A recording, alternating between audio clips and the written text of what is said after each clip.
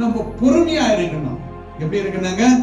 ரொம்ப பொறுமை இந்த உலகத்துல ரொம்ப ரொம்ப ரொம்ப முக்கியம். பொறுமை இல்லாம இந்த உலகத்துல நம்மளால நிம்மதியாய் வாழ முடியாது. பொறுமை நமக்குள்ள இருந்தாதான் கிறிஸ்து நமக்குள்ள காணப்படுவார். பொறுமை நமக்குள்ள இருந்தாதான் அன்பு நமக்குள்ள காணப்படும். பொறுமையே இல்லாம கோபப்படுறது அது என்னவா இருக்குங்க? வீணானதாய் காணப்படும். அதுதான் சொல்றேங்க, இந்த உபத்திரவம் காணப்படும் பொழுது ஆண்டவர் எல்லாவற்றையும் நமக்கு கற்றுக் கொடுக்கிறார். இப்படி எல்லாராலும் நீங்க வெறுக்கப்படுவீங்க, உங்க சொந்தத்துல வெறுக்கப்படுவீங்க, உங்க கூட இருக்கிறவங்க நீங்க வெறுக்கப்படுவீங்க. ஆனாலும் உங்க தலையில இருக்கிற ஒரு மயிறு கூட என்ன பண்ணாதுங்க, அழியாது.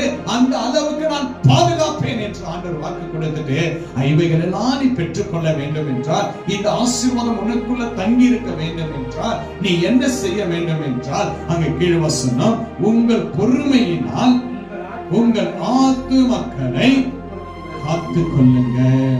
ஆத்துமா பாதுகாத்துக் கொள்ளணும், நம் சிந்தனையை பாதுகாத்துக் கொள்ளணும், நம்முடைய வார்த்தையை பாதுகாத்துக் கொள்ளணும், நம்ம நடக்கையை பாதுகாத்துக் கொள்ளணும், நம் சொற்களை பாதுகாத்துக் கொள்ள வேண்டும். எங்க எப்படி பேசணும், எங்க நடக்கணும், எந்த தீமையான இடத்துல நம்ம பொறுமையா இருக்கணும், எத்தனை போராட்டம் வந்தாலும் நம்ம எப்படி பொறுமையா இருக்கணும் என்று கர்த்தர் நமக்கு கற்றுக் கொடுக்கிறார். இன்றைக்கு பிரியமான தேவச்சனமே, எல்லாவற்றிலும் நம்ம பொறுமையா இருக்கும் பொழுது, கர்த்தருடைய சமூகத்தை காத்திருக்கும் பொழுது, கர்த்தர் நமக்கு கொடுக்கிற ஆசீர்வாதம் பெரியதாய் காணப்படும். ஹல்லேலூயா, ஹல்லேலூயா. அதுதான் ஆண்டவர் இங்க சொல்றாரு. எல்லாவற்றிலும் நம்ம எப்படி இருக்கணுங்களா? பொறுமையா இருக்கணும். வாழ்க்கையில பொறுமையா இருக்கணும், குடும்பத்துல பொறுமையா இருக்கணும்.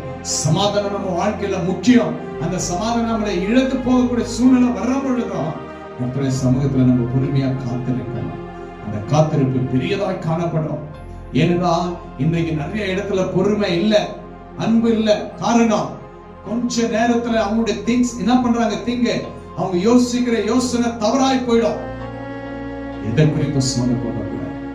நீங்க அநேகர் என்கிட்ட அன்பா இருந்தாங்களே, நீங்க இல்லையே, என்னை விட்டு போயிட்டாங்களே, கவலைப்படாதீங்க. உங்க பொறுமை கர்த்தரோட இருக்கட்டும்.